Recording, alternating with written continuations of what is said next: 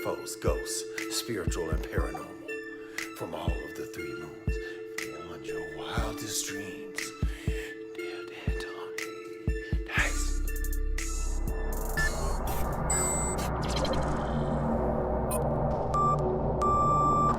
TruthSeekah and or its affiliates are not responsible for any strange phenomena that may occur during or after listening to this podcast, which may include the following: heightened senses of awareness, psychic abilities, UFO sightings, alien contact, time loss, out-of-body experiences, ringing in the ears, ESP, lucid dreaming, increased synchronicities, astral projection, telepathy, stronger intuition, levitation, miraculous healings, and or remote viewing. Please be advised to listen at your own discretion.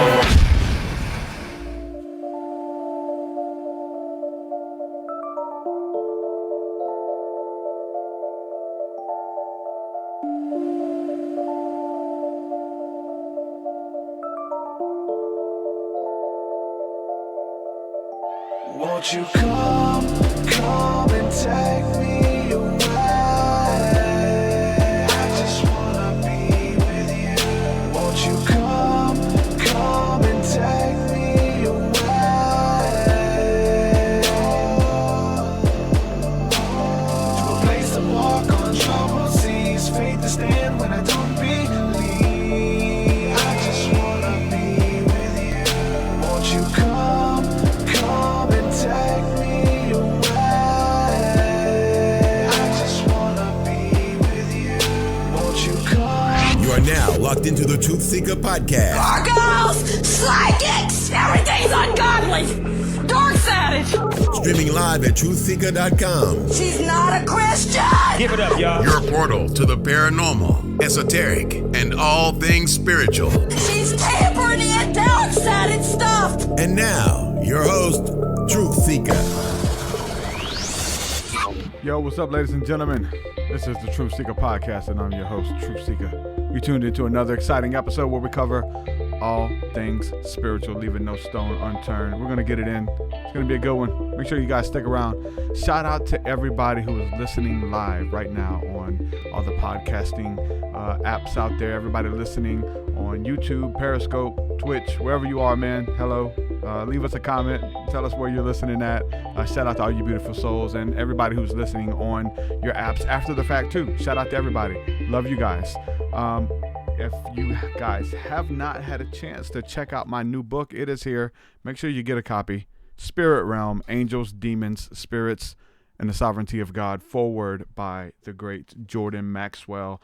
I talk about a lot in here. I'd say go to Amazon and just kind of browse through the table of contents, because I tried to cover a little bit of everything. We talk about reincarnation in the Bible. We talk about past lives in the Bible. We talk about psychic abilities in the Bible. That's not in the Bible, is it? We talk about UFOs, spirits in the Bible. The deceased coming back to speak with you in the Bible, where Jesus was taught by his elders after they had passed away. On the other side of the grave, he met with them. They taught him things. We talk about it in this book. Check it out. Spirit Realm, Angels, Demons, Spirits, and the Sovereignty of God, forward by Jordan Maxwell. You can get it at TruthSeekah.com. Check it out.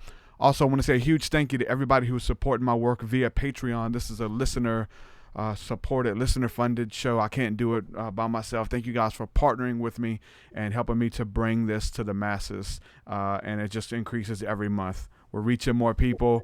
We have more people linking in, being a part of what we're doing with our communities and all that stuff. And I'm thankful for growth. I believe that the kingdom is growth. It's living, moving, breathing, and it's continually growth. It's not being stagnant. And thank you guys for growing with me in this community. It's beautiful. So shout out to everybody supporting via Patron. Some of the latest patrons within the last week or so, I'm going to call your names out.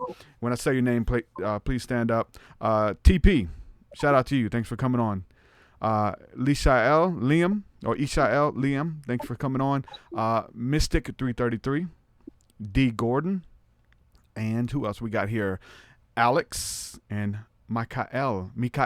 Thank you guys for coming on. And if you want to support, head on over to patreon.com/TruthSeekah. There you get access to my entire discography of music, 200 plus songs. You get access to our Thursday night School of the Mystics, which is the community aspect to what we're building here. We tap into spirit. We practice our ESP, psychic abilities, words of knowledge, words of wisdom, growing in community in a safe environment to do that. So if you're looking to do it, link in with us.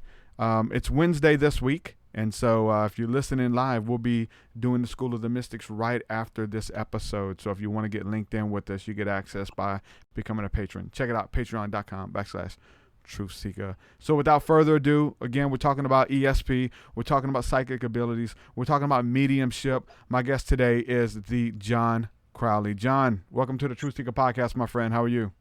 Hey, thanks for having me, man. It's awesome to be here and talk about what's really going on with mediumship and how it is evolving, with the awakening and how it's connected to higher consciousness. Because I think people have this idea. We're going to be talking more about that, but I'm excited to talk about it, brother. Yeah, a lot of different names for it. Is that right? Yeah, there's a lot. I don't like using any labels at all for it. It's just, you said something the other day. You went live. You said, you're just being human. You're not being a psychic. You're not being a medium. It's who you really are. Yeah. And that's what I want to talk about tonight. It's just about feeling. That's all it is. Yeah.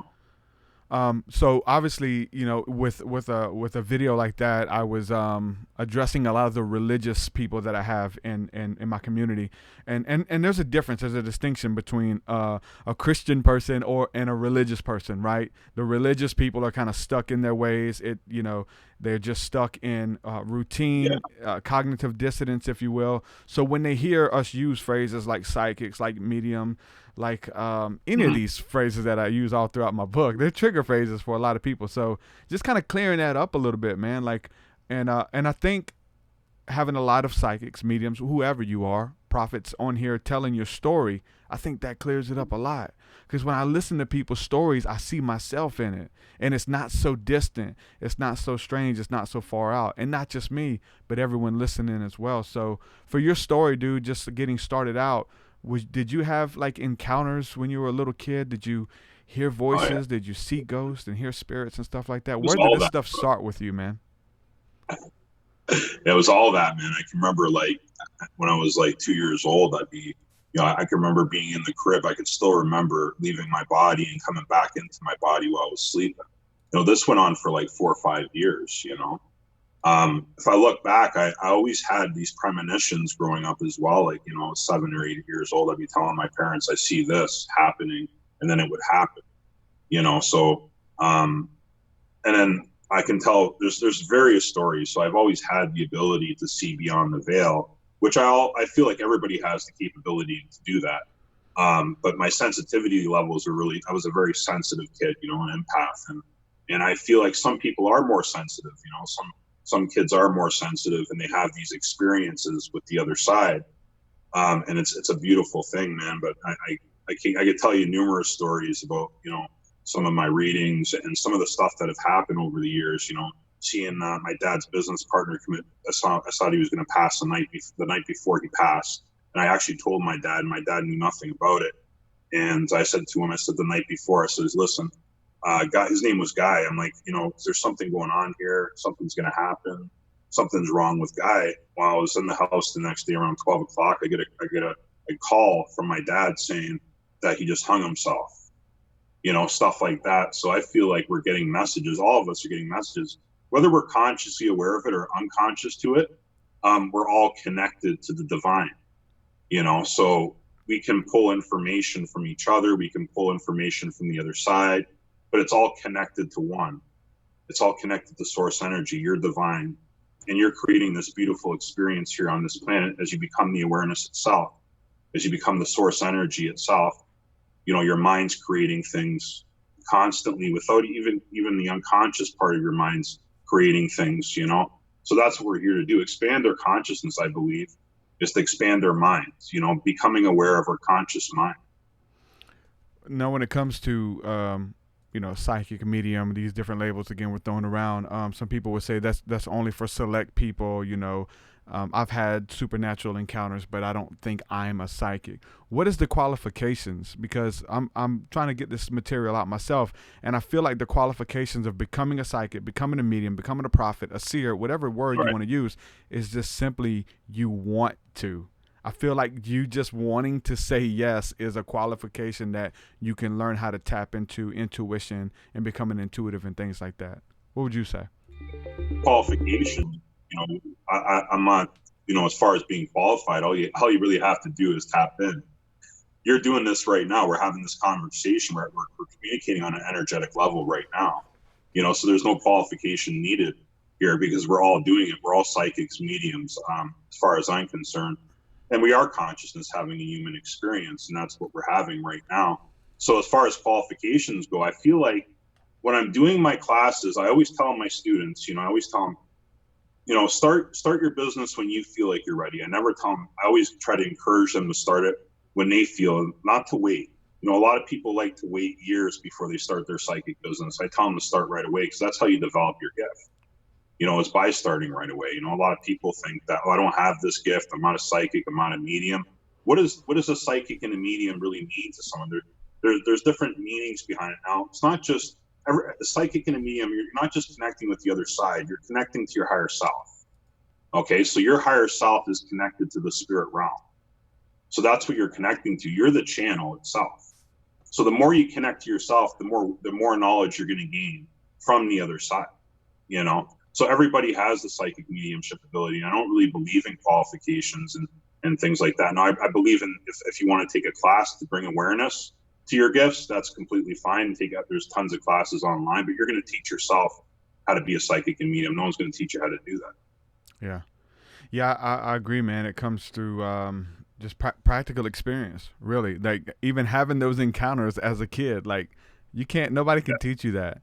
You watch it in movies and stuff like that, and then it really happens. Like that was a big thing for me. A lot of like supernatural movies or science fiction, sci-fi, horrors and thrillers and those kind of things that talked about stuff that I was encountering as a kid. Whether it was ghosts or whether it was seeing spirits in the home or demons or sleep paralysis and things like that open you up to ask the bigger questions as a little kid, right? So was there any movies that came out for you? Like, what about like The Sixth Sense, man? Was that movie impactful for you at all? Yeah, I mean, I've watched those movies and it's real. Like these kids, we're coming from spirit world, we're coming from spirit world. So all these kids that are walking around talking to their imaginary friends are really talking to someone else. Yeah. They're talking to the spirit world, that's not made up. No, it might look like it's an imaginary thing when people are connecting, It might look imaginary, but it really isn't imaginary at all, Because it's like they see it in their mind. They're like, oh, this doesn't look real. I'm making this stuff up. No, you're not making it up. Energy is real. Energy is what's creating that ability to see, that ability to feel, that ability to hear, So, that's mediumship for you. It's awareness. All this is awareness. So as your mind goes into different areas or different focus, if you're focusing on spirit, you're going to start getting evidential information. Now, if you're focused on someone's career, you're going to start getting information on someone's career. So that energetically, you're connecting and just shifting your awareness to different areas of that person's life to get a better understanding of what's going on. You think you're able to read the different timelines of what's available for them? Like you can actually see, like, if you do this, then that will happen. If you do this, this will happen. Both paths are here, yes. And you can kind of see ahead for them. Does that sound at all for you? You can see based on the energetic field itself. You can see what's in their energetic field, and then based on whatever's in their energetic field, what's going to happen based on that. Whatever's in their present moment, whatever's in their awareness right now. And then you can start, predicting things. But if they change that, whatever's in their energetic field, whatever's, if it's something that's negative that's in their energetic field, then they decide to fix that energetically with divine, to remove that from their energetic field, then they can create something else, because we're creating in the now moment. We're creating from this space, this however we're feeling, who's in our life, people in our life. And that's how energy works, right? Consciousness is the projection, it projects everything in our physical reality, So you can change your reality. You can choose your own experiences to have the most blissful life in the world, or you can choose to live in fear. You can choose to live in the mind, and live in fear. And you can choose that the rest of your life, or you can simply just let go of that, which is not very easy to do, because human conditioning has taught us over the years that we need to use the mind, and we fear everything. And you know, we'll talk more about the religious stuff in a minute. But if we can move past fear and then move into love, and completely love ourselves unconditionally where we're at, and accept things the way they are in our life, we can create whatever we want to create. Yeah, that's the biggest thing, because I mean, it sounds easy, move past fear, but there's many different methods of fear, and just programming and things like that we're unaware of what that looks like. Like, moving past fear is saying yes to a lot of things, you know, and shutting the doors of old limiting beliefs, or even people in your lives that represent things that are that have an idea of who you are before you were free, or before the fear, or before the love, or whatever. And that could be hard for a lot of people. It is. And that's, you know, that's what we're here to master, is we purify our vessel, purify our soul, and we come into the light together, because I think that's what we're here. We're embodying the light of consciousness. We can start shining the light on the areas that maybe we don't see about ourselves, you know, the areas that are unconscious, you know, and to start healing those parts of ourselves so that we can have the best life possible. You know, because no one's perfect. You know, everybody here on this planet, we're here for a reason, and we all have, obviously we have contrast that shows up, and there's a reason why contrast shows up, is to show us something about ourselves. As that contrast shows up, we can move back into the heart and purify whatever that is. And that's the healing process, I feel, and that's my belief, of this physical reality. And as you become the awareness of self, the awareness of light, you can start manifesting things, because the more you embody, the more truth you embody within yourself, the more that you can, the more happiness and joy, and the more you can create outside of yourself.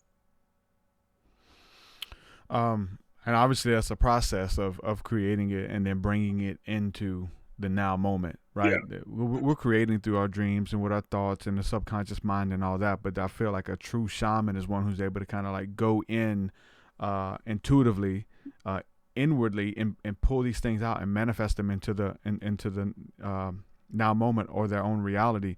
Is that part of being a psychic as well, or just being intuitive? All of it kind of the same thing? I believe that, you know, my own personal belief is that the inner voice that we're connecting to, whether you want to call it spirit, divine, source, God, it's all connected to one voice, you know, as you know, so I see spirit, and they come through individually, but I know that I'm not just talking to spirit, I'm talking to my higher self to receive messages. You know, so that's a very interesting concept, because to even discuss here tonight, because a lot of people, I looked at that for many years, and I heard and I read it, but I didn't really understand what that meant. You know, because you can read everything you want to read in a book, you know, in a book itself, and understand, okay, we're all one, okay, that, you know, and most people look at them, but you know, that doesn't seem to add up, you know, that doesn't really make sense to me, you know. And what does that mean? What does oneness mean to someone? Oneness means to me that everything that shows up in your life, you're not separate from that experience itself. That experience shows up for a reason. As you bring that in, that it comes into your awareness that you're creating this. It's all part of the oneness. It's all part of how you're connected energetically on this planet. So things are a reflection of you as they show up into your awareness. So they show up for a reason. And that's how beautiful this experience is. That's the oneness I talk about, you know. That's everything, everyone that has that light that's shining back at you, right? And it's you're not separate. But I feel like what separates you is until you're able to see that individual or that thing and see the light in it. Once you're able to see the light in it, then you're able to connect with it, because then it's not separate than you. It's not any lower than you. It's equal to you, because it is a piece of you. God, the angels, the demons, your enemies, your mother, whoever it is, like, in understanding, once you can see that spark in them, because we can look at some people and see it, and then other people we don't. But understanding that we're all connected, I feel like there's power there when we understand that literally, like that light connects and goes even further out than we thought. Like for a lot of us, it's like, yeah, that light and that connection, and I vibe with my tribe, my people who understand me. My family don't understand me, but my tribe do. They're more my family than my real family. But it's understanding that everything and everyone is a part of that connection. And so I feel like there's something to that helps you tap into that magic. You know, that you're communicating, even this conversation, we're talking to God, we're talking to one another, you know, and all beings are present. You know, everything is present. Everyone who's listening are a part of this, you know. What if we were all awakened, but some choose to be unconscious? That's another way to look at it. Yeah. What if we are all on the same level, and we came in on the same level, and some people just choose to be comfortable? I think I choose to do that some days myself. Just to shut it off completely, because I see people every day, and you know, they shut their feeling centers down. They don't want to feel anything, right? It's because they chosen that, right? Yeah. But they're awakened souls. I mean, that's why they're here. They're awakened souls, but it's a choice. You know, whether we're going to face our fears. Are we going to face our fears? Or are we just going to stay the way that we are? Are we just going to live in the mind? Or are we going to face the fears and we're going to break limitation? Because I believe in breaking limitation. There is no limitation. I don't believe in the human conditioning of the mind at all. I believe they got it wrong. You know, this human conditioning that they've been teaching kids and adults, and telling you that you have to look a certain way, you have to have certain cars and all this. You can create whatever you want. If you start believing that you can't do that, then there's an issue there, because, you know, you can. Anything is possible. There's levels to it as I'm articulating it in courses and stuff as well. Like, I'm because it's all in here, right? You learn it through experience and it, but then when you start fleshing it out, you're like, damn, okay, this is real. Like, there's different ways and different approaches and modalities, and they're all true, but it's about faith. It's about expectancy. It's about believing. It's about knowing to manifest that thing, whether you're praying to God or whatever. It's that faith of knowing that, okay, there's a God that hears me. There's something that I'm connected to that's not going to turn away from me because I'm sinful, or whatever the case is, that I'm in these different modalities that we flesh it out, and there's an expectancy and an inner knowing there. And it really comes with doing it. Like, I can't flesh that stuff out. I've read it in books. It probably goes over my head, but it's like when you have those encounters and you've manifested that stuff in your own life, something out of nothing, then it's like, hold on, we have to find ways to articulate this stuff to people, because it's real. It is real, 100%. And you know, if people don't want to believe in the actual experience itself, that's completely fine. But if you open yourself up, if you take a moment to observe and actually come back to yourself and take a moment to breathe, you'll find something about yourself. You'll find that there's a euphoria. There's something that's connected to the body, and that's divine. You are divine. The intelligence of the divine is you. It's connected to you. It's your body. It's guiding you. The light is guiding you. Everything that's within you is guiding you to exactly where you need to be. So what I tell people all the time in my classes, I don't talk about mediumship all the time. I say, write down the things that feel good in your life and the things that don't resonate with you. Then you'll get a better understanding of how to feel good. And then you'll be able to navigate into higher frequencies within your physical experience, you know? Yeah, becoming I think doing that helps you become a clear conduit as well. Like, you're not having to deal with all that stuff. So if you're wanting to be a medium, if you're wanting to be a psychic, you want to be able to hear better, then you got to silence off the voices that you're listening to. You're listening to too many outside voices. And so going into that inner voice, the breath, the spirit, focusing in on that with that breathing and things like that. We definitely champion breath work here. tapping into that breath, and not just tapping into the breath, but feeling the euphoria, which you said, which is the peace, the love, the light, all of it. You can actually feel it. It's the Holy Spirit. It's the pranayama. It's all of those things. Yeah, so and interesting you mentioned that. Actually, I found that was quite interesting. You talked about distortion within the physical vessel. Distortion can give us wrong information. You know, it can distort our, when we're trying to self-source information. Distortion can actually get you. So you want to keep your vessel clear. You want to keep your energy clear. Now, how do you do that? You know, a lot of people ask how to do that, and I'm not a master. I don't claim to be in anything, but what you have to do, I think would help to disconnect from the world for a minute, whether it's walking, meditating, you know, playing golf, and that'll help you clear your vessel. So disconnecting from things that you make a story out of, you know, story in the mind. It's a big difference there. You know, once I come from my music and a level of creativity, it's like I know there's something special about my music. You heard me say I got 200 plus songs. The special thing to me is I know where I wrote all those songs. I know where I was at spiritually, and I know where the download came. I know where the inspiration came from. Like literally going back 10, 15 years, I knew where I was on a job site somewhere or out of state. I know where that song came from, and it was usually doing something I didn't want to do. For the most part, I was in my subconscious was just kind of, you know, it was open to receive because I didn't want to be there. But now creating in a space where like I'm in a confined of a place and you just like, okay, time to create, produce.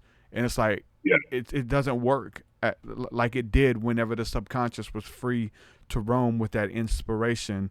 Because like, again, like you said, playing golf, jogging was I remember jogging and just lyrics coming to me, like cutting the grass and inspiration and downloads. If I go cut the grass now, I haven't worked on a lot of songs. There's a sense of writer's block, if you will, but all I got to do is step into that place where the subconscious is free to roam instead of I'm trying to produce, and you're able to tap into that source field energy. Absolutely. So you're becoming the awareness itself in that moment, right? Because as you're becoming the awareness itself of divine, you start channeling the non-physical energy in your mind. So your mind's actually moving out of the way when you're doing those things. So when I'm driving, a lot of people wonder, this is quite an interesting topic as well. I had a lot of people over the last 5 years who said to me they have anxiety while driving. And I questioned that. I was like, okay, so why are people having anxiety when they're driving? It doesn't make any sense to me. So I asked Divine, I said, okay, so what's the reason for that? They said, because they're connecting. So they're moving the mind kind of, when you're driving, you know, if you read up on the internet, you kind of go into a trance when you're driving, you know, your mind kind of drifts off into nowhere. Basically, when people are driving, they're not, their attention's somewhere else. And as you get out of your mind completely, what happens is the frequency in your body goes up. So what's happening is that people are feeling fear when they connect back to themselves, but that is only temporary, you know, but when they're driving, they're feeling, because they're connecting back to their heart center. And the higher energy, the higher energy within the physical body can be quite overwhelming for someone that hasn't connected in a long time, but over time it'll get easier. But I like to talk about that as well. Those uncomfortable feelings, because the uncomfortable feelings are actually good things. Yeah. You know, they're the ones that guide us back to where we need to be. If there is no feelings, no uncomfortable feelings, then I guess you would be, you know, walking on water all day long, and, you know, you were enlightened being, you know, but we're learning, right? We're learning how to connect back to divine. And it's interesting you mentioned that, because that's where it comes from. It comes from when we're doing things that when we're actually doing, like when I get messages while I'm golfing, you know, I'll be on the putting green and divine will give me a message about my business, and then I'll implement that, you know, whatever that is. Yeah, it's something about that conflict, you know, of our souls. Like, we want some kind of conflict, or we thrive in it. We look for answers and ways out, and that's when that information comes. Is when you're faced with a problem. And then so once you answer those questions and solve those problems, or you step into that, intuitive business that you created or whatever. Now you're there. Now you left the 9 to 5 that you've been trying 10 years to leave or however long it's been, and you finally step into it. It was kind of interesting for me to like, okay, like I have no more conflict. Like now, how do I continue to create with that same umph, that same fervency? Because I solved all those problems, but now you have a new set of problems, and you have to take on a new set of goals anyway. You have to find that out, because like once you write those goals down and you fulfill them all on that vision board or whatever, then it's like, okay, now what? I'm here. I manifested. It's huge. This is grandiose. But now what? You know? Yeah. It's amazing because you said it. You know how when you feel good, you can create whatever you want. You know. But how do we start feeling good? Exactly. So we're doing things like becoming the awareness, but really finding out who we really are is being truthful with our feeling center itself. So I believe that, you know, my way might not be how everybody sees it, and that's completely fine, because this is just my way that I'm explaining, you know, but I believe that it comes from truth. And your name's TruthSeekah, which is very interesting. So you know about this already. It's beautiful, isn't it, man? Because you know, it comes from truth, being truthful with yourself. And that's where it starts. Authenticity. Yeah. Owning your story. Yes. Whatever that is. So, that's the biggest obstacle for a lot of people, though. You know, for me, like, even like for a lot of people listening who want to, the thing that's holding them back is their Facebook profile. Like, they don't want to say, even if they're building it and they're qualified and all that stuff, they just can't they just don't want to let nobody know. They're scared of that fear of judgment, the fear of ridicule. Oh, you're a psychic? Oh, really? You know, those kind of things. Yeah. Well, you know, it's funny because when I first started, I used to get ridiculed all the time by my family members and my friends, you know? Yeah. And I lost a lot of friends along the way too, you know, but, you know, at the end of the day, you know, if the people aren't supporting you, then they shouldn't. Then just leave it alone. Just do what you do. You know, you can't. You know, it's like you know, you're trying to get someone to believe. Start believing. You know, you try to grab you. Start believing, man. Like you got to believe in what I believe in, but that's not how it happens, right? They have to have their own human experience to come into this awareness themselves. You know, everything comes full circle too. I mean, look where we are right now in the world. Things we've been talking about for years, and now it's like being covered in mainstream news. And NASA's talking about psychic abilities, and they're talking about UFOs and connecting with ETs, and this stuff we've been talking about for years. And you looked at like you was crazy, you know? Yeah, all that stuff is real, man. Because you know what? Just because it's not, and people like, you know, like they were talking about the Sasquatch, you know, saying the Sasquatch wasn't real. I believe the Sasquatch is real because Sasquatch can disappear whenever he wants to. He's from a higher dimension, you know. So he gets on, he comes out, he starts walking around, and then he disappears because he drifts off into the Matrix. You know what I mean? Like he can appear at any time. So if someone's coming around the corner, I just saw Sasquatch. Sasquatch is gone within 2 seconds, you know. Because they can actually like make their bodies appear and then disappear, right? Yeah, just quite interesting. Yeah, and I've done a lot of studying on that. That's the best. I love that theory or whatever, talking about the you know, that they're multidimensional beings. You know, it makes the most sense. Yeah, they are.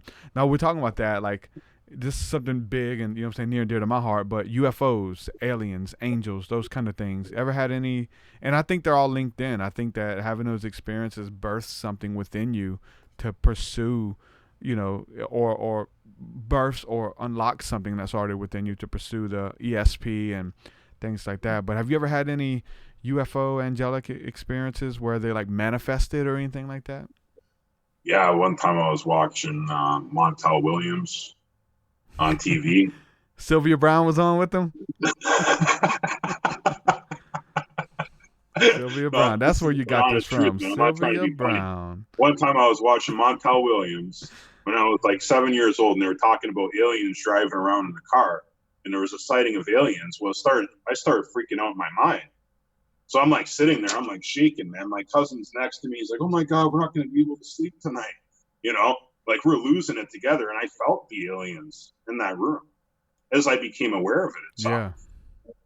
So it's quite interesting. And I was like, okay, so now I'm looking back at that experience. And I'm like, okay, so I was thinking about the aliens, and they came to visit me. I believe in all that stuff, absolutely. Yeah, it's interesting you say that. There was I've always been, scared of the leprechaun from watching the movies as a kid, the leprechaun. And so I'm in Mobile, Alabama, and we're famous for this leprechaun thing that went viral here years ago. And so I'm laying in bed, and just being in two realms at once. Sometimes you just sleep with one eye open you're like, what's that in that corner? That kind of thing. And so the TV's on, I'm trying to go to bed. And the news is on just in the background, and they come on, the news reporter says, leprechaun was spotted in Mobile. And I roll over. What the hell? I knew what? And they're showing all these people looking in the tree, pointing. There it is. There it is. I'm like, oh my God, did they catch a leprechaun? Like, I thought it was real, and that fear, like, out of nowhere, like, came upon me. Like, I knew it was real the whole time, Yeah, that's true, man. That's awesome. That's an awesome experience, But I couldn't, like, after that happened, I became aware of aliens for like 3-4 weeks after that. And I kept having it in my mind that they were going to abduct me. And then I don't know if maybe they did overnight or something, but this is when I was like 7 years old. You know what I mean? So, you wonder why things show up like that. Why did that show up in my awareness? So, people are saying, oh, this stuff's not real.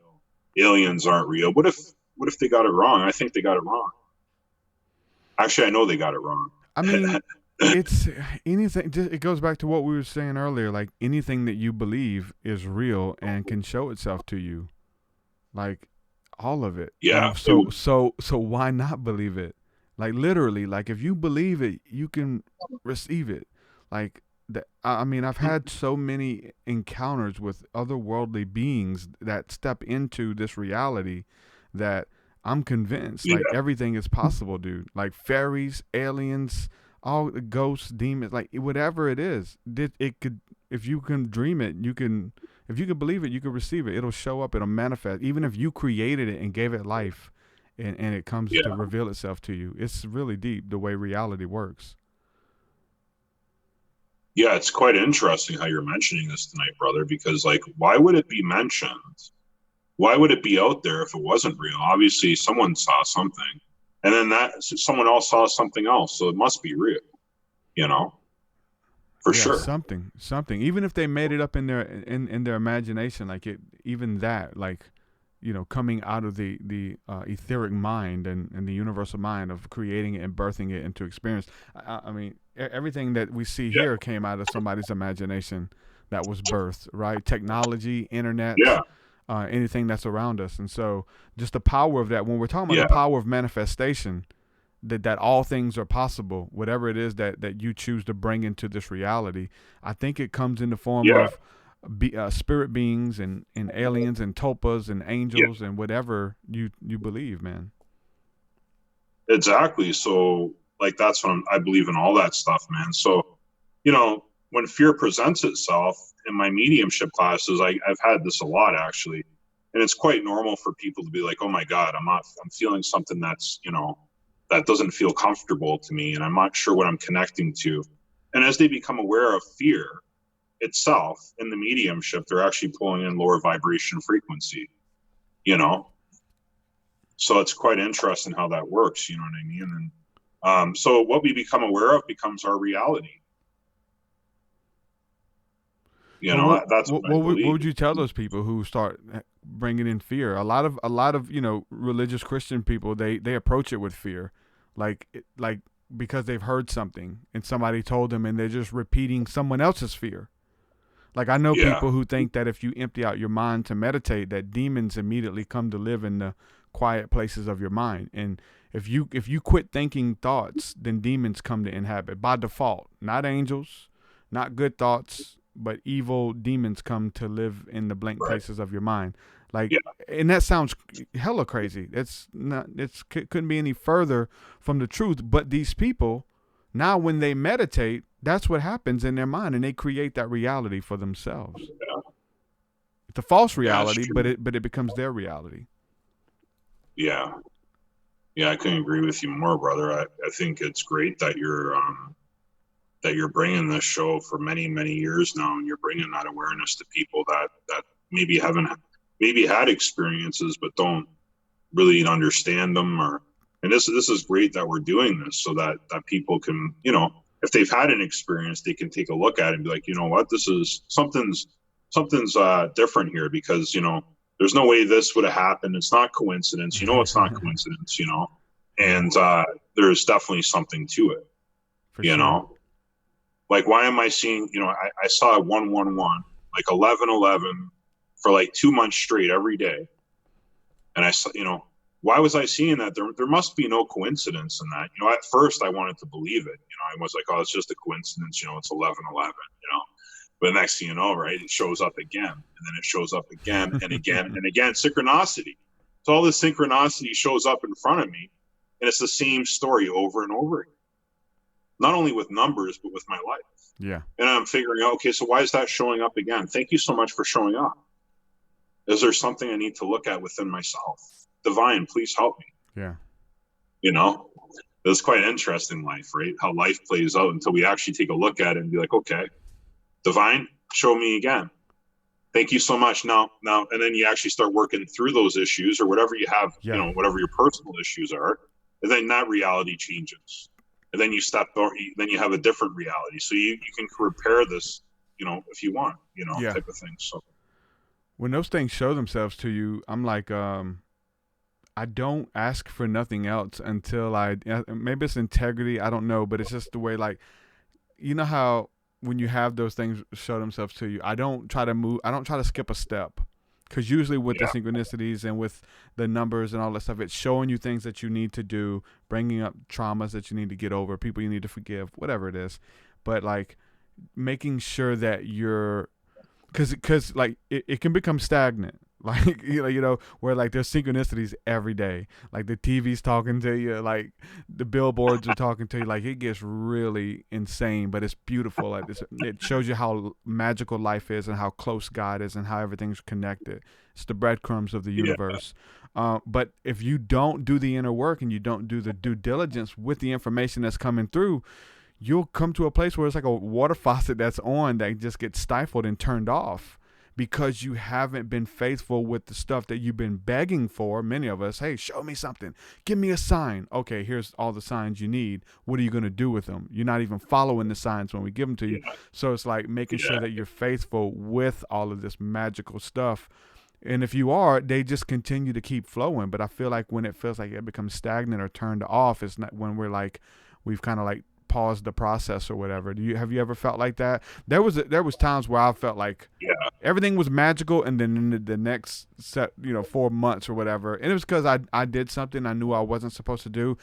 I went against my own consciousness, you know, my own conscious belief, and when I did that, whether I sinned against myself or my own standards or whatever, I knew going into it that it was going to mess it up, and it did. Maybe I created that, but it was a path for me to get back on to this place where everything's flowing, stepping back into the flow of abundance, spirituality, all of it. Yeah. So it get louder and louder, you know, because I was actually, you know, in my earlier days, I was, you know, drinking every night, gambling every night, you know, doing all the wrong things. And things got loud and louder and louder. I didn't want to listen. You know, I'm having so much fun over here. You know, I want to go out party. I want to go out and spend money, you know. I did that when I was in my early 20s, and it got louder and louder and louder. And then something happens. There it goes, bam, like the bomb hits, man. And then you realize, okay, you have to make a change here. You know, your inner guidance is guiding you exactly where you need to be, right? So when we don't listen to our intuition, where does it take us? Yeah. You know. I mean, you can't. I feel like, again, that's a lesson you got to learn. You got to go back and do it. And even if you find yourself in a place that seems stagnant, it's like, go back and do the last thing you heard. Yeah. Like where that peace was. Go back to that place and do it. You can find out what you were supposed to do. So we can find peace in that stagnant place, you know. So whether it's someone dealing with a hard, you know, depression issue or something, if you can find peace with the situation itself, you nailed it. Like, that was brilliant. That was absolutely brilliant. If you can find peace within the situation, you can move beyond it. That's absolutely brilliant. Yeah, it's and that's the biggest thing. Go to where the peace is. Like, that's a lot of wisdom. But it's not necessarily going to what's easier, because that peace doesn't necessarily equate to what's easier. You know, sometimes the peace about it is you have peace in the midst of the storm. You can go through this stuff, but you have a supernatural peace that is going to see you through where you're supposed to be at in life. And being able to stick, and that is that breath that's connected, that you can feel it. Whatever it is, meditation, prayer, reading, having that spiritual practice that you do every day. You know, trying to do it every day. I know sometimes we get out of whack, but I feel like a daily practice of it is to keep and cultivate, maintain, and listen to that peace that's speaking to you, the still small voice. That's beautiful. Everything's connected to the breath, right? So breathing, that's the awareness itself, because when you breathe, you're out of your mind. It's gone. Mm-hmm. Yeah, conscious connected breathing, and I like that. Breathing and seeing that thing, and then manifesting it as you exhale as well, and blowing it. And like, I'm just even connected with that, with like loosing angels and whatever connections that need to be released, and opportunities and people that need to be lined up for job offers or whatever it is, that to consciously breathe in the peace and then release it and see it being sent out of you, that those connections are being made, those sales are being made, the perfect clients for my business, the people who are aligned to me, the people that I can best serve, people who need what I have, and the people that can help benefit me as well, those connections and stuff. So with that breath and that manifestation of consciously creating, man, it's a beautiful process. The only thing that's tricky about it is time. Like, how long does it take? I've seen stuff instantly. But then I've seen stuff take 2 months, you know. I've seen stuff take 3 days. I've even been working with it. Like, I've been putting times on it. In 3 days, this is going to happen. And I'll go in on that alchemy, that inner alchemy, and create it, manifest it, and hope, believe, know, receive that it's going to happen. And then, boom, it happens. Being specific, to play with it, to toy with it a little bit, just to see how much of a co-creator you are in this reality of that spirit of expectancy, which is huge. So it's interesting you said that, right? Because it doesn't happen right away, but if you do project it out to the universe, you know, you can actually picture it in your mind, and picture it like, you know, like a picture, just case of have a conversation with spirit. I want to receive money. I want to receive peace in my life. Can you help me receive peace in my life? And actually visualize something. Visualize that conversation itself. Eventually, it will come back into alignment. You've asked for it. You know, you've asked for that. And the most beautiful thing in the world is, man, is that every time, I don't know, people here can relate to this, that contrast has showed up. I mean, or something showed up in your life where you couldn't pay the bills. Something else showed up along the path, didn't it? Every time. So it's quite interesting how that works. So divine has everyone's back. So what are we worried about? There's nothing. That's how I learned. That's how I learned from my life, and then I try to share it with other people. It's hard when you go through it, because even sometimes you still panic. Freak out, you know, but it's like, hold on, I got you, man. Listen, don't freak out. So now the piece is, the obstacle is to respond with love and don't let it take your peace. And if you can do those two things and stand in that faith and that knowing, look, I'm okay. I'm going to be good. Something, you know, God, the universe has something for me, and I'm excited to see what it is. And every time, and unexpected bills are met with unexpected paychecks. Like, it's the story of my life. And God, the universe had to teach me this. I didn't read it in the book. Like, I went through this as the Holy Spirit's teaching me, like whispering in your ear, giving you, like, life is the best teacher anyway, that you're going through it. We're all inducted into this supernatural mystery school anyway. So if you got to take the test, and the ways to pass them all is to respond with love to your enemies, to your haters, to whatever, to your future, to your past. Respond with love, greet it with love, greet it with a kiss. And so man, I can go for days on those experiences, and I hope to see more. But it's about holding that peace for sure, maintaining it and not freaking out, not burning bridges either. You know what I'm saying? When you're going through those hard times, because the rain falls on the just and the unjust. We all go through that stuff. I agree with you 100%. You have any like supernatural, like just right off the top stories to where like that happened? It looked like there wasn't going to be a way, and then all of a sudden, boom, here's a paycheck, here's $100, whatever it is. You know, God meets you where you are with that $100 versus that $1,000, $10,000. Like wherever you are in your life, it's the same faith. Yeah, dude. Like I've had like, you know, I've lost jobs in the past, and I'm like, you know, how am I gonna survive? And then next thing you know, another job shows up. You know, I used to play golf all the time. I played professional golf when I was in my early 20s. I didn't make any money. I was on the tour. You know, I was the water boy, man. That's what I should have done, because I wasn't making any money on the tour, man. I was playing like this mini tour, and like you can make like, you know, money on the tour, but you know, that showed up, and then I'm like, okay, and I'm like, I got no money. I spent all my money on tournaments, because you have to pay to get in the tournaments as well. And then next thing you know, I got a job like 2 weeks later, man. I got a $20 dollar job. I'm like 23 years old, man. I'm like, this is crazy. So I couldn't do that. Now Divine brought me a new job to be, you know, stuff like that. You know, like it's crazy how life works, man. We trust it, you know. We have to be able to trust it, man. And that's the hardest part. And that's what I'm learning how to do. And I'm still learning how to do that. And, you know, that's obviously, because if we did trust, if everybody did actually trust that process of life, then there would be no fear at all. Fear wouldn't exist. It would only be love. Yeah. Fear exists for a reason, though. Like, we have to have an antagonizer. You know what I'm saying? We have to have something that's like, hey, come fight me or whatever, right? This is the story. This is what makes it exciting. Yeah. You know, you feel alive when that, you know, that enemy, the Goliath, is standing over you. You know what I'm saying? Well, you're not going to cross the road without looking. You know what I mean? You know what I mean? Like, you need fear as an instinct. You know, fear is an instinct of consciousness. Because you know, if I'm not looking, if I'm not paying attention, then how can I make a decision? You know, I have to make a decision sometimes, and fear shows up it helps me. You know? Yeah. And with that one example, I'm sure you have a lot more, right? Because usually we don't learn the first time. It takes like a couple, then we're like, hey, there's a pattern here. There's a pattern here of trust. There's a pattern that I'm going to be taken care of, that my needs are going to be met exceedingly and abundantly beyond anything that I can think or ask, right? Like, but there's usually, it takes 2 or 3 times. Like, hold on, there's a pattern here. Like, I need to make sure that next time it happens, boom, let me step up to the plate.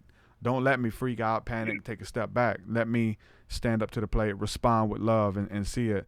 I mean, for me, it was like, I want to say like 5, 6 things early on that I was like, hold on, man, like something's going on. Like, God's got me for real. Like, something's going on, you know? Yeah.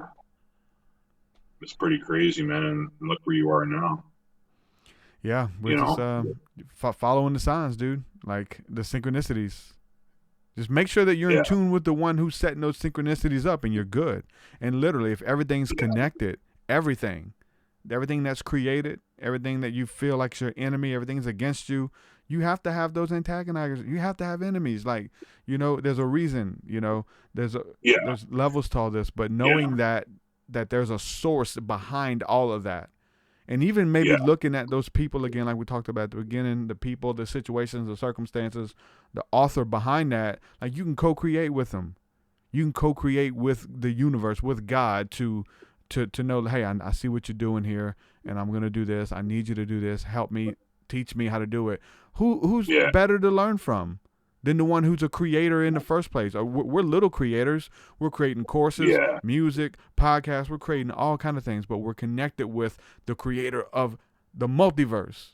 Like, everything, created everything. So, like, understand that you have a connection with that, dude. There's like, once you understand that, I don't think nothing is impossible to you at all.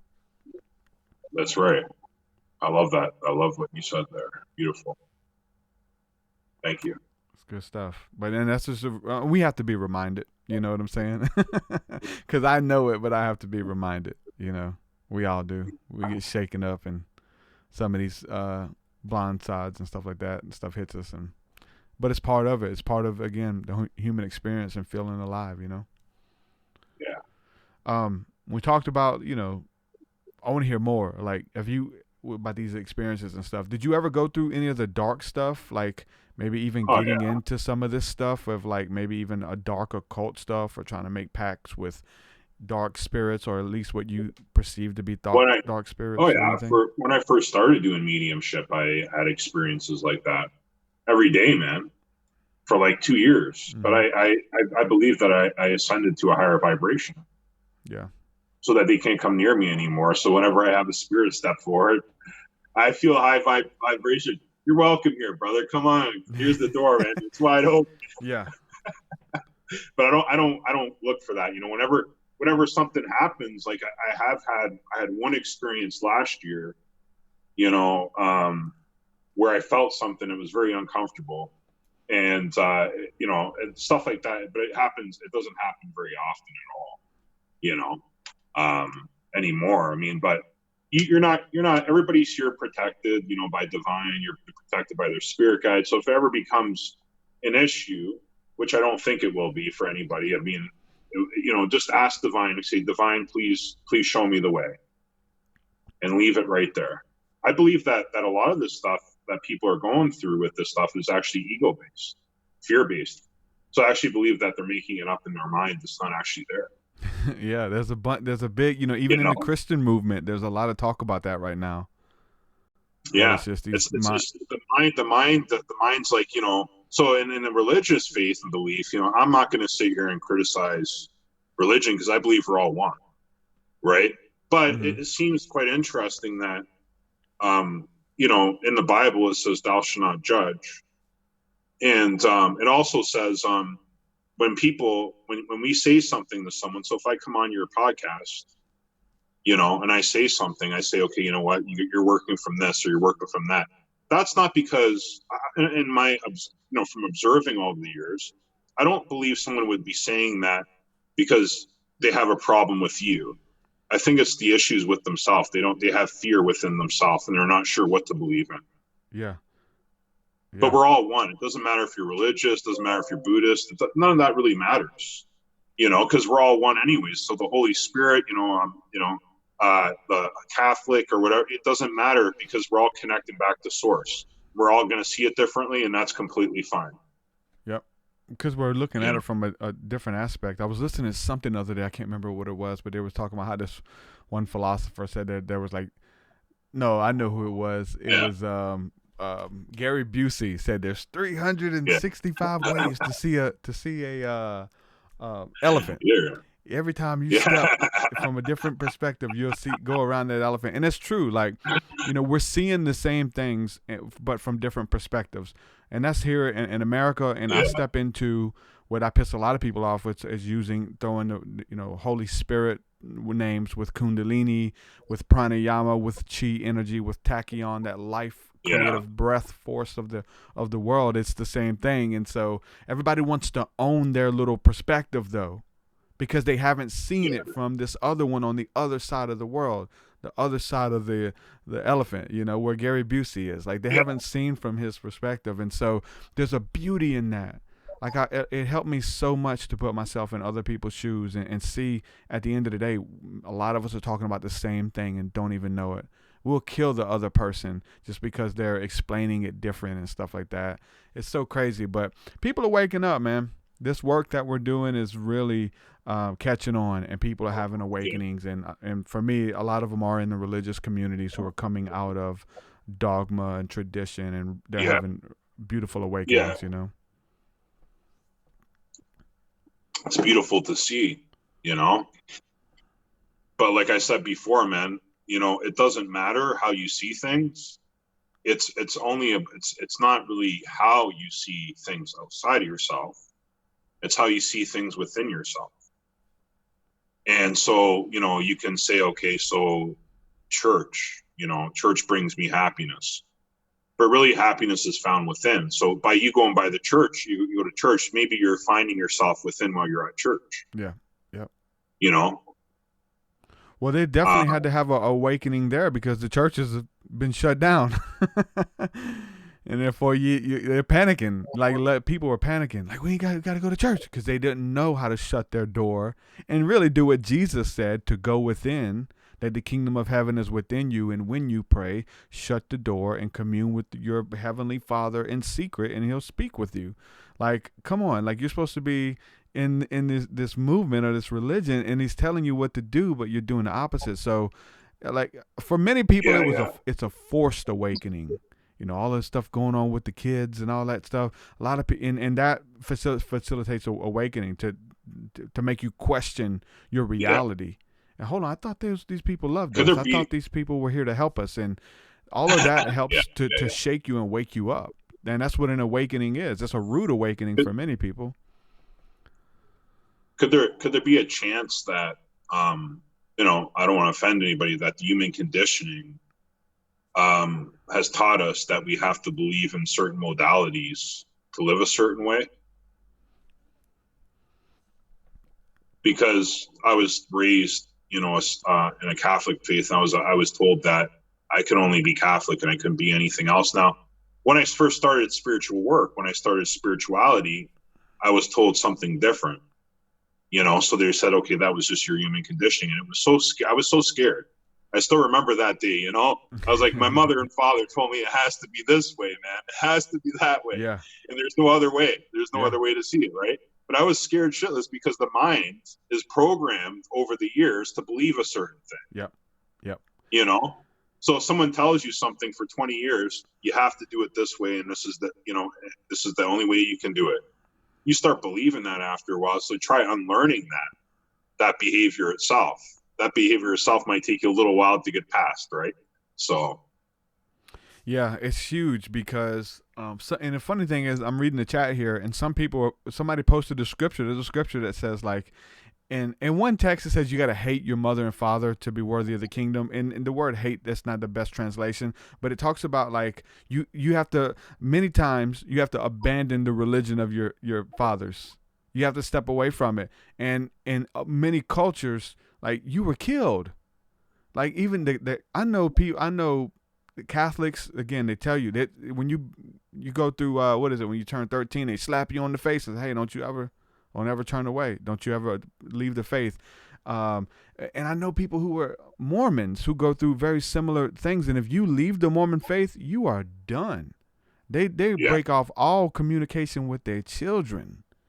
Yeah, so you have to love God. You have to love the truth more than you love the traditions of men. And that's why these religions are messed up, because they honor the tradition more than they honor the creator. And that's where the problem comes in. So, yeah, in your journey, you may have to step away from the religion of your parents and your grandparents, and they may look at you and all that. But it's about owning your story and your truth. And in the end, once you transcend the dogma, and you can maybe revisit some of those texts like I have, and I found it being my story. I resonate with those characters as allegorical types and the epitome of love becoming a person and things like that. But there's religions, they'll kill you.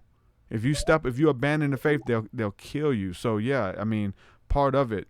And most of us feel dead on the inside anyway, when your family and friends and they all turn their back on you, man. That's why I do this podcast, because of how hard that is for people. And I know people who are in whirlwinds, addicted to drugs and all kind of stuff because of leaving the Mormon faith, and their families turn their backs on them and says they like come together and have meetings and say, okay, we're going to give you over to the devil. They literally come to a place where they come to a peace at a family gathering and say, okay, we're going to give her over to the devil. Okay, she's Satan's daughter. She's turned her back on the faith. And they're done. We don't even talk to her. If we see her in public, we don't even look at her. Stay away. She is, that's demonic. You know what I'm saying? Well, we got to deal with it. It's part of it. Religion. So you wonder why people are turned off when we mention Jesus or the Bible or God. And, I find a lot of resistance to it. That's why. You don't know what they've went through. They went through a lot of crazy stuff. People coming out of cults and one of the Christian churches, when I was in dark witchcraft, and when I came out of it, I barely made it out. I was going schizophrenic, had spirits pulling me into trances and speaking to me in foreign languages and stuff. It was scary. I barely made it out. We went to this church. They started calling churches to come help me. Pastor came over, prayed with me, and started bringing me and my girlfriend back and forth to church.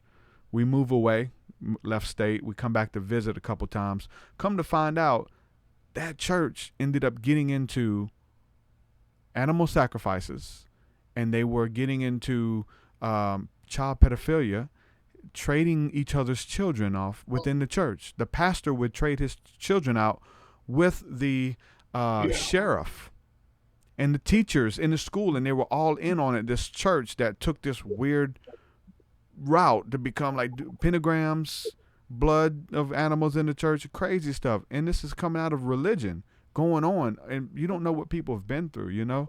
So we gotta have compassion for people, man. You gotta be patient with people too. Yeah, that's right. Yeah. Okay. You're right. You're right, man. It's hard to come out of that stuff. That stuff, even like years. I've been out of it for a long time, and there's still little things that I deal with, you know? Yeah. I've been so far removed.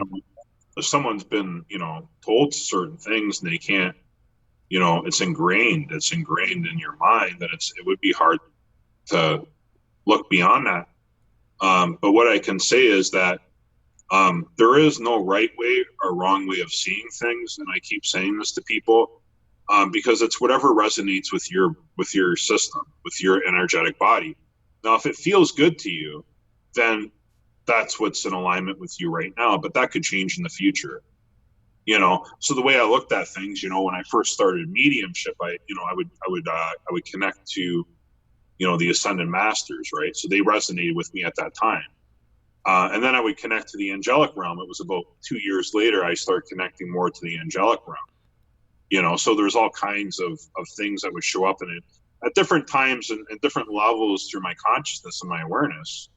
Different things would show up, and I'd resonate with different things at that time. So it's quite interesting how that works. So now when you look at it, just going back to what you were saying at the beginning and how you felt like you were actually meeting with these entities or disembodied spirits and stuff like that. But now you kind of see God in that. Do you see them as emanations of God, or are you going through divine source? What does it look like now to you versus having to go through a, ascended master or whatever the case is? Well, I see spirit. I mean, when I do my mediumship work, I see them in my third eye. So they'll give me a description. So I connect to spirit directly. But I'm connecting not only to spirit, but I'm connecting to the higher aspects of myself in order to meet spirit. Because in order to meet spirit, your vibration has to increase during the reading. It can't just, you can't not be connected to yourself and connect to spirit, because the way your intuition works works all in connection to how spirit communicate to your channel. So that's what I try to explain to people. We talk about the clear senses and everything. And the feeling center itself is the communication channel that they use to communicate. So as you connect the feeling center itself, which is the heart and the solar plexus, right around there, then you start getting messages telepathically through spirit communication. So that's what I teach people how to do, how to connect the feeling center to the other side. It's not separate from the other side, because if your higher self didn't meet spirit, then you wouldn't physically be able to get the message. You wouldn't be able to get the message within your being. So you have to connect to your channel, and then as you connect to your channel, you make the link with spirit. And then mediumship is very interesting because it's all about love and compassion and healing.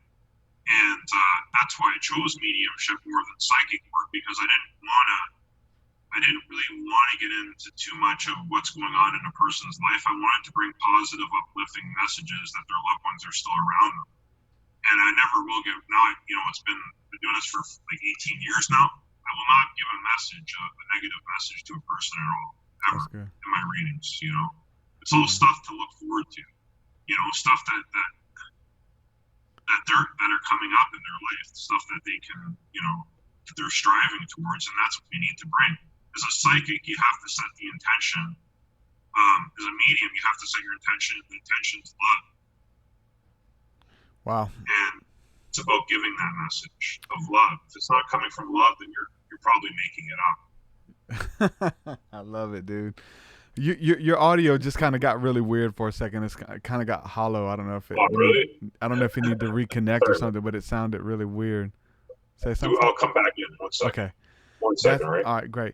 That's so interesting that you said that, though, talking about love, because we're doing our Thursday night School of the Mystics, and that was it. We're talking about that stepping out into prophecy, stepping out into the prophetic is about edification, it's about strengthening, and it's about equipping. It's about helping someone receive and achieve peace in their life versus, we've heard the people come with these messages of doom and gloom, of what's going to happen in the future is going to look scary and all that kind of stuff. So the fact that, he's talking about if not giving a bad word, not giving a warning or something scary or there's something that's going to degrade somebody. It's funny because that's prophetic 101. And everybody, like, this is what I do. Like, I show you this the same thing that we're talking about. The same thing he's talking about, prophetic gifts and psychic abilities. My book, I go into, like, I link all of the supernatural abilities and psychic abilities to the Bible. It's like the longest chapter in my book. So if you haven't had a chance to get it, it's about clear knowing, clairsentience, clairaudience. We talk about clear smelling, the different ways that you're able to know things that are going on in the spirit world, and how there's etiquette with delivering a word. There's etiquette with getting a message, and the etiquette to deliver it in is love, stepping out of ego, and it's there to help someone. It's not there to tear them down or to look down upon them. So make sure that you know that. That's something that we've been talking about. We went into it last week with the first week of basic prophetic training on the School of the Mystic. So we'll be doing that again tonight. If week 2, if you guys want to join. One thing that Spirit of the Trees mentioned here in the chat said when we were talking about how the Christians were, she said the Catholics are like that in my area of South Louisiana. The church that I mentioned, going to that church that was doing all those sacrifices and all that crazy stuff, it was in South Louisiana. It was in Hammond, Louisiana, is where I used to live. And it was Hosanna Assembly of God, and you can Google it. They got caught. They got busted. All of them went to prison. But it was in South Louisiana, and they actually did, I think it was HBO or Showtime, one of them, did a series, a show based on what happened at that church, which was True Detective. The True Detective series was based on what happened at that church. So if you haven't heard, I don't know where you are in Louisiana, but make sure you check it out. So sorry about that, man. Grab water, man. It just and then I tried linking back in and I couldn't find the link. So sorry. But no, you hit something really big, the love thing, and I was just kind of going in on that. It's like we do our School of the Mystics, and like prophetic etiquette 101 is like these words have to come out of love. They're for healing, they're for restoration, they're for strengthening, equipping, and encouragement. It's not to tear people down. It's not to get a foot over on somebody. Like, there's etiquette and there's rules to it, and the rule is love. Did you learn that from Sylvia Brown or no? On Montel? Who, me? Sylvia Brown. I learned that on most. Watching Montel, Daytime Psychics. No, I learned that through my awakening, man. Like, the thing is that, okay, so if I give someone a message, right, and it comes from, if it's not coming from love, if it's not coming from compassion from the person, then what does it mean to someone? Like, is that really coming from divine? Because divine doesn't bring fear. Divine doesn't bring fear into your life. You bring that into your life yourself. So it's quite interesting. If divine's not bringing us, it brings us light. Divine brings us love. then if a psychic gives a message that's going to hurt someone or make them feel scared or whatever, that's definitely not coming from source. That's not coming from God. So that's what the intention is. So we teach in our classes, we need to come from love, and that's the first class. How do we do that? So we have, health related things. We don't talk about health related questions. Relationships, I hate doing relationship questions. I hate it because you already know the answer. Yeah. The person already knows the answer. So it's like, you don't have to, it's like, how do you feel about the relationship? Okay. So write it down on a piece of paper. You have the answer. So there's things. So that's why I focus primarily on mediumship and the evidential side of mediumship is to help people. Like I could talk about funny stories, I could talk about your grandfather. He's been standing behind you the whole freaking night, man. I know you were very close to your grandfather. You know what I mean? There's a man here, and I can go into like an actual storyline about when you used to hang out with him, and he likes talking about that. So it's quite interesting, and that's coming from one. Nice. And so. Yeah, it's so good, man. It's the whole thing with Sylvia Brown and the psychic thing when I was younger and I became a Christian, it kind of rubbed me wrong because I remembered it because she gave a word that was the way she set it up, it was setting a person up for failure. And it was just one, I've seen many of them, but it was just one. She was on Montel. That's why I'm bringing her up. Somebody was asking about their love life. And she's like, Sylvia, do you see me stepping into love? Will I ever be happy? Will I ever be married? And she just got kind of, I guess, comfortable with it and stuff. And she was like, yeah, but it won't be your first husband. It'll be your second one is the right one for you, honey. And I'm like, hold on. Like, you just let her know, like, the first time that she falls upon a rocky situation with her husband, that there's a way out because the second husband is who the psychic said she would find true happiness with. And so for me, it sets up, it births this timeline, if you will, of like, okay, there's an easy way out versus working through it. The psychic, the one who's in tune with God, told me that the second, husband was my true love. And here, and those are some of those things as well, like coming from that place of love or using etiquette versus just like, that's a curse, dude. That's a curse. You just cursed her first marriage, Yeah. Yeah, because like honestly, if she projected that something wasn't going to work out and that person believes that relationship's not going to work, then certainly it's not going to work. Right. Yeah. Or if you don't want it to work, so even with the psychic stuff, people hit you up and they know they don't want it to work. They just want you to tell them that it's not going to work, Yeah. So the projection itself would have created that reality, Yeah. Yeah, with the relationship stuff, I did I would do, I answered a call for a friend of mine's psychic show on Blog Talk she did. She'd get a bunch of callers in. So they would want me to pray. I would speak blessings and pray over people but they would ask me to do readings and they would ask me about the relationship stuff or the job stuff. And I'm like you, it's like, I can make it up or see it energetically, but it's like, I can do a better job at working with you on what you want to bring into your life. Am I going to get this job? It's like, hold on, do you want the job? Like, you know what I'm saying? Let's get a little bit deeper. I got to know a little bit more. But if you want it, I feel like there's things that we can do. Again, we're talking about manifestation, alchemy, blessing people, letting them know that it's available to them and you can achieve it if that's what you want and bring it into alignment and things like that. But they would just kind of like call in and want me to tell them their future. It was like, your future is in your hands. That's what I'm trying to tell you. What do you want? Energetically, you can bring it in. There's things you can do spiritually to manifest it quicker, to make sure that you cultivate the right place for it to live. Like if you're expecting a child, like you're going to go ahead and create a nursery. You're going to create a baby bed. You're going to go shopping. You're going to tell people, set yourself up to receive that future that you want into your life versus like just calling up, just tell me what I want to hear kind of thing.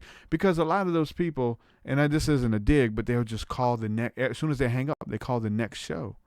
There's like 17 live on Facebook or on Blog Talk, and they'll just jump around from each one to each one to each one until you tell them what they want to hear. There's a form of like escapism or just looking for someone who resonates with them versus like, listen, like whatever spiritual abilities that we have to tap into, you have it too. and we want to unlock that and help you manifest that within your own life. Yeah. That's where my heart is. And I don't mean it as a dig. I just, it's truth. Like, you have the same power that, we have or whatever. Yeah, I would agree with you there, man, 100%. But do you find a lot of people who come to you, do you find that they're already tapping into like intuition, they're intuitive, they're healers and all of those kind of things already? Yeah, everybody, like I said, like the people that come on my live shows are people, I believe, that are very open to spirit world and are very awakened already. I believe that we came in awakened, so I believe that it's just moving past the human condition of the mind. So I think that everybody is a sensitive, everybody is an empath, but I just think we have to unlearn those things. If we're wanting to unlearn those things, it's a choice, right? Yeah. It's but I can promise you, everybody that is listening today, if you do choose to unlearn those things, you will find truth. And that truth will bring you into the light, and it'll bring happiness, and it'll bring peace into your life, because there is nothing outside of yourself that can make you happy. There is nothing. There is no one or anybody. Now having friends and careers and achievements bring happiness. Facing our fears, doing things that we wouldn't normally do, will bring happiness because you're facing your fears head on. But true happiness comes from actually being connected to who you really are. And who you really are is symbolic for truth. I mean, there's a beautiful scripture in the Bible says, you shall know the truth, and the truth shall make you free. And that's but where we I get can't my know that name. we can't know the truth until we actually look at the human conditioning of our life and look at what resonates with us, because a lot of people don't know what feeling is because desensitized themselves for many years not to feel. So I don't know how this feels to me, and that could be anything in their life. I don't know how this feels, but you do know how it feels. And over time, you will find out what the truth is. The truth is within you. You're a beautiful soul. Everybody here is a beautiful soul, and you have a beautiful light within you. You have a beautiful light within you, and it's all about gathering and actually developing that personal relationship with the light. And as you develop that personal relationship with the light, the world changes around you. The people that you want to change will never change by trying to help them change or trying to get them to change.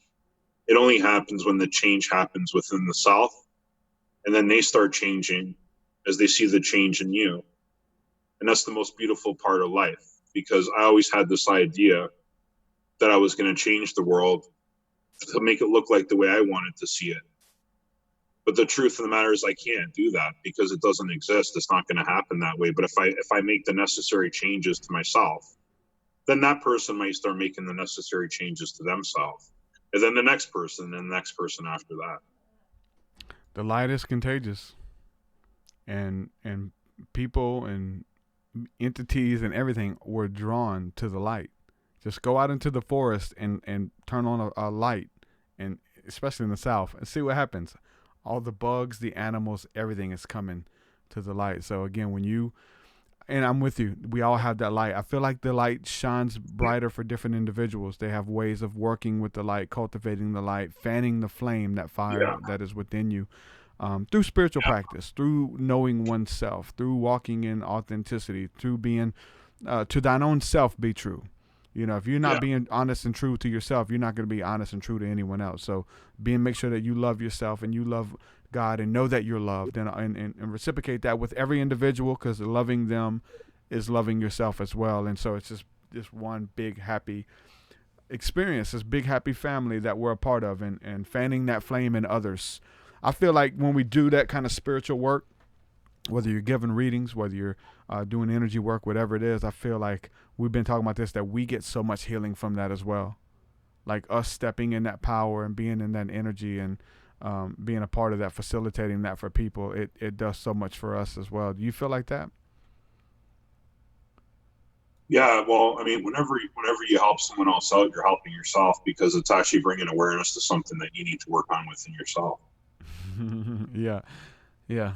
It's a reflection of you. I believe that everybody that when I'm doing my mediumship work now, I thought that, okay, so I'm the medium, I'm doing all the work and everything. But the truth of the matter is that person is showing something about you that is so beautiful. And you're able to see that not only by helping the person, but you're able to come back to yourself and be like, you know what, that was an interesting message.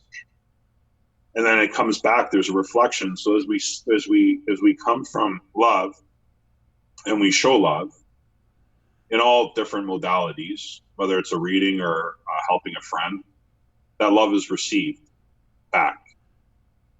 But if it comes from the mind, if it's like an ego and it's a power struggle, it's like, I don't want to do this, I really don't want, but the effort itself, whether it's, a family member that you don't get along with, and you make that first attempt and you just put it out there, you haven't talked to this person in a long time, and you just put it out there and be like, you know what, I love you. And you send them a nice gift or something and say, I miss you, I love you, and I hope that you're okay. What does that do energetically in your body? It frees up whatever was going on with that connection, with that relationship, and everything's built on the foundation of your family. That's what it is, because we came here, we chose our parents chose us, and our brothers and sisters, and we all came in to have our challenges as a family. And that's why we see most families do have their challenges. So the beautiful part about it is it's really hard to do in some cases. I mean, different people have been through different things. And, but if you can take a look at that and be like, you know what, there's something I need to work on here that make that connection better without forcing it, but coming from love, you start to repair that on an energetic level, which is the foundation of your life is built on how you were raised. So if you can fix the foundation itself, then it's certainly going to fix the relationship that you have with yourself, because that's the foundation. So I'm fixing the foundation, so I'm coming back, so I'll love myself more for doing that. Yeah. So it's interesting. Yeah. Loving others is loving yourself. Forgiving others is forgiving yourself. And those are some of the key things to really step into, whether it's manifestation, whether it's your spiritual business, entrepreneur, whatever it is, to allow that right. For me, like, it doesn't flow without integrity. Maybe that's just in my mind, because a lot of people, they can do it without integrity. But one of my rules is like that integrity has to be there. If not, I can't receive. I can't operate. Maybe I can do it because of muscle memory, maybe, but my heart's not in it. And if my heart's not in it, I can't do it. So the integrity with making sure that you're a clear conduit. There's no ill will towards anybody. You're not harboring offense, all of that stuff. So doing the inner work. So it's a big part of it, just walking in that forgiveness and forgiving others. And because in doing that, you're forgiving yourself. And forgiving your sins and forgiving yourself, and forgiving yourself for all walks and accepting all walks. But I also understand that's not who you are. So if you made a mistake in the past, like we all have, when I was in my early 20s, I said again, not, when I was not today, just in your 20s. No, I don't do that anymore, brother. I mean, it's been years. I mean, I've pretty much been on the path for, like really, really living the simple life for quite a long time now, the last 6 or 7 years. Like I stopped drinking and I haven't drank in a long time, and so I'm not against it or anything. I just choose not to, what I mean? And that's just my own thing, because I feel like it lowers my vibration even if I have one or two, but yeah, it definitely changes the energy for sure. Yeah, but I'm not against it or anything. Like I have, like I was golfing with a guy, a couple days ago, they were drinking and everything. That's completely fine. I don't come from that place. I want to judge people, like it's just my own choice. Yeah, walking in that freedom and truth, bro. Man, I appreciate you coming on, hanging out with me, bro. I love what you do. And I had a friend of mine reach out to you a while back, or you reached out to him, Andrew Wadowski. So I want to give a shout out to him. And I think y'all did a live together or something a while back. It's probably been a good year or so. But shout out to him because he's watching in chat too here on YouTube. So you remember him? Yeah, I know him. I'll share him out whenever, man. I like that guy. He's got good reads, man. Yeah, he's a good brother. Yeah. All right, Andrew. Nice. All right, sending you guys love, man. Thank you guys for having me today, and it was awesome, man. Definitely I enjoyed it, man. If people want to follow your work, I know you got courses and programs and stuff like that, and then you go live on Facebook and stuff too. Let people know where they can go to follow your work. Yeah, absolutely, brother. Like, I'll post it. Yeah, I'll post it later on if they want to get a reading or something, and I'll do the same for you, man. I mean, I know you guys are doing lots of courses and stuff. I'd be happy to mention that to some of my people as well. Okay. Love what you do, man. Let's connect again. It was finally good connecting with you again. I've been following your work for a couple years now, and it's good we finally got to connect, bro. Yeah, all right, brother. Thank you so much, man. You have a good night, all right? All right, John. Many blessings, bro. Peace. All right, goodbye. John Crawley, ladies and gentlemen. Mr. Crawley, did you talk with the dead? Was my question, but it was too corny. Didn't want to say it, but I guess we said it without saying it. Mr. Crawley, did you speak with the dead? Good stuff, John Crawley. Very accurate, good person. Listen, if it's rooted and grounded in love, there ain't no sin. There's nothing against it. Whatever you're doing, however he's doing it, he's bringing forth love. Because there's some of you guys who think that you're right, but you're rooted and grounded in fear, judgment, and insecurity. But you mean well. But you're rooted in fear, judgment, and insecurity. Listen, you got to be rooted and grounded in love. And love covers a multitude of sins, man. That's what people want. That's what people are drawn to. I talk about Jesus all the time. Listen, he was a walking love machine. He just loved everybody. He loved the ones who were so-called unlovable, forgave those who were so-called unforgivable, showed compassion to those who didn't deserve it.